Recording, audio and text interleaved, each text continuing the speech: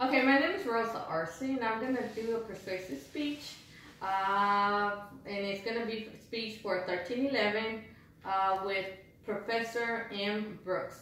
My audience today is going to be Griselda, Marisela, Mami, dígale hi, and Inesita, right here. Say hi. Inesita. Hi. Hi. Okay. Hi. And today we're gonna do, and I'm gonna use my PowerPoints here. I'm gonna use the PowerPoints, and so that way y'all can see it. And my topic is gonna be the Holocaust. Bum, bum, bum. So the Holocaust. How did it actually got started? It all depends on one. It all boils down to one man, Adolf Hitler. Hitler. Okay. Hi. It actually started because his main goal was create the perfect Race. the perfect people, the perfect race. So this is him. He liked the perfect race for him was actually blonde hair, blue eyes, white kind of people. Any other type of race, he would try to demolish them in any kind of ways. If you were Jews, homosexuals, if you were a slave or dark complexion, if you were Jehovah's Witness, he will try and get rid of you in every kind of way. He would send you to concentration camps. The biggest concentration camp that he actually had was the one from Auschwitz. Sorry, didn't pronounce it right. Okay, the number of people there in the concentration camp were 1,100,000 people to 1,500,000 that he would send. Once he sent you there, all children were eliminated, were sent to the gas chambers immediately. The other ones, women were separated in a separate concentration camp, and guys were in a different concentration camp. They were actually made to actually work there. You had to either work very hard. They will remove all your belongings, any type of gold, any type of jewelry. They will take anything, everything. They will strip you down completely and give you some like prison clothes. And you were also tattooed with a number. You were giving a number. So now you were not, whatever your name was, you were not that. You were a number. They were being used, prisoners in the Holocaust were being used as experiments. They were used like guinea pigs. And they were tortured, even killed from your freedom. This particular concentration camp, the biggest one was Auschwitz. And it actually was located close to between Germany and Poland, around the border, upper part of Sicily.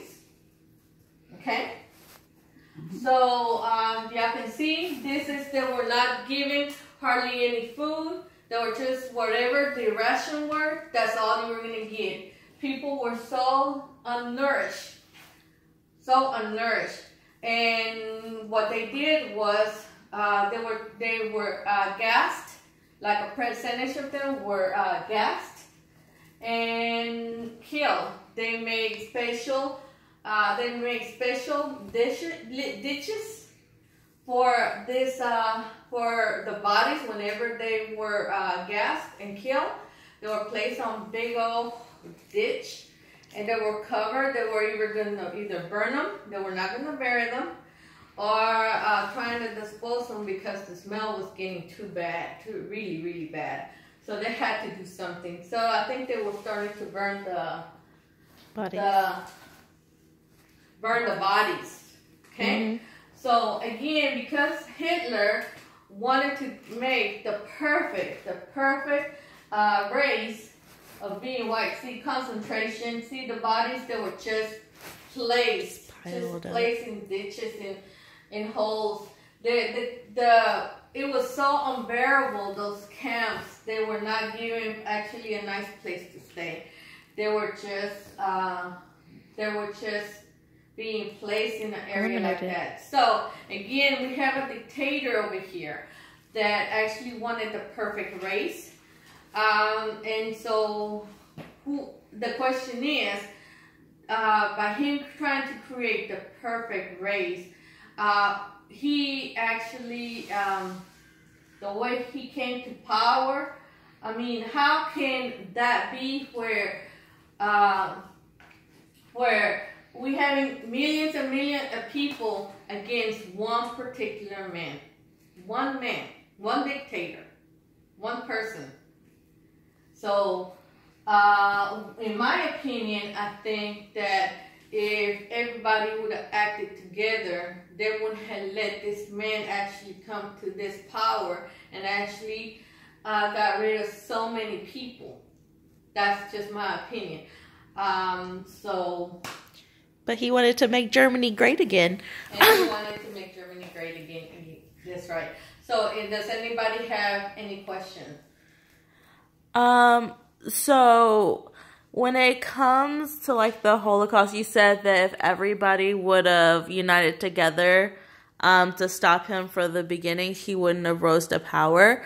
Do you think there was any warning signs that people could have caught on to like any like warning signs that could have hinted to them needing to come together to stop him?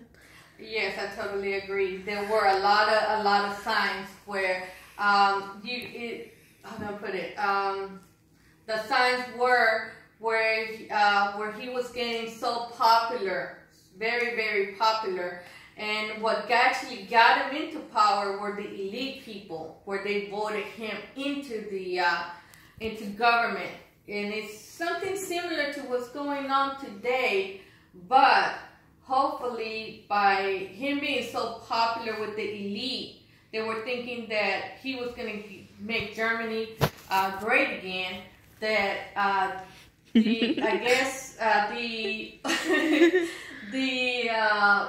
can I put it? The elite, which were more into power, and the minority that did not actually go out to vote. That's how this man actually got into the power, because the elite people had the more say-so into it. Yeah, I mean, I can agree with that. Like, just the economic climate at the time and wanting to rebuild the country and make it better, and fear of immigration, like, sometimes that can lead, like, some people into power. So I'm guessing, like, once he was starting to take over, like, countries here and there, like, people should have probably put a stop to him, like, the bigger that he was getting. The bigger, exactly, because of that. He was actually, once he was getting the other countries, because they were not really that reunited then, that's how he got even more into power.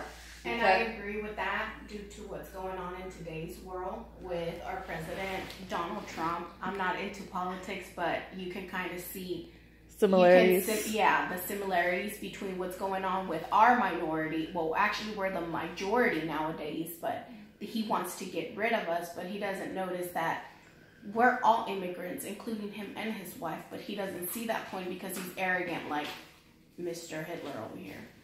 Ooh, some fascinating subjects coming into this speech. Okay. Good job. I want to thank y'all again for participating and give me some feedback. You did amazing! Yay! So, y'all, thank you.